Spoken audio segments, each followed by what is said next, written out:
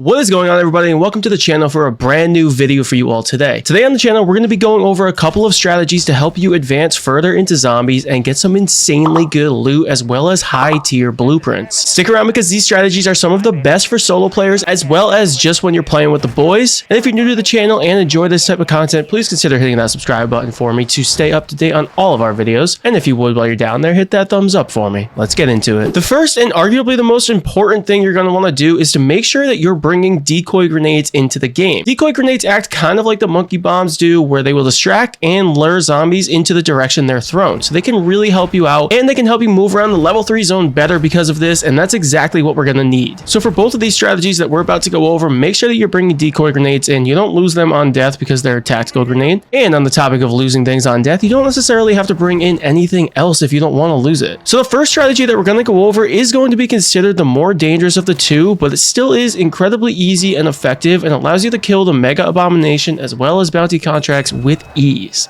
While the second strategy is much more safe and better for solo players, though as I said earlier, it can be used in any team size, so definitely stick around for that. When you spawn into the game, search for a delivery contract either in the level 2 or level 3 zones. These will give you higher tier rewards and allow you to more quickly jump into the method of getting loot. The delivery contracts in the level 3 zone give you 5,000 essence on completion, which is exactly enough to purchase a legendary off the wall, or even to pack a bunch of weapon that you may have spawned in with or picked up along the way. In this game, I'm going to grab myself a legendary weapon off the wall and move on to step number 2. Best way to complete this method is to loot around for a turret activation card first. These activation cards can most commonly be found in the merc chests, and what they do is activate the turrets that spawn all around the map. These turrets do insane damage for high level zombies and last for a whole 2 minutes. Therefore, all you have to do for 2 minutes is run around in circles, avoiding damage and letting the turret do all the work. At this point, I would hope that we're all experts at running circs around zombies. Once you've got a turret activation, grab yourself a bounty contract or just go straight to the mega abomination, because these are going to give you some crazy loot. Or if you're feeling spicy like I'm doing here, do both. Next, activate the turret so it begins killing all the zombies around you while you literally just run circs and throw decoys, monkey bombs, or the big black hole bomb thingy. Once the turret kills your bounty contract, you may have to do some luring here just to get the bounty into the turret range, or once it kills the mega abomination, loot the zombies for some high tier loot and then get the hell out of there in exfil. It's important here that you make it out alive. Obviously, if you do pick up a self-revive, that is huge, but if you don't, just run like hell. If you don't exfil with this loot, you will lose it unless you have the tombstone perk active. Before we jump into strategy number 2, if you're finding this information helpful to you on your zombie runs, please consider liking the video for me. It really does help out and I would greatly appreciate it. Now for the second method, instead of grabbing a contract in the level 2 or level 3 zone, we're going to grab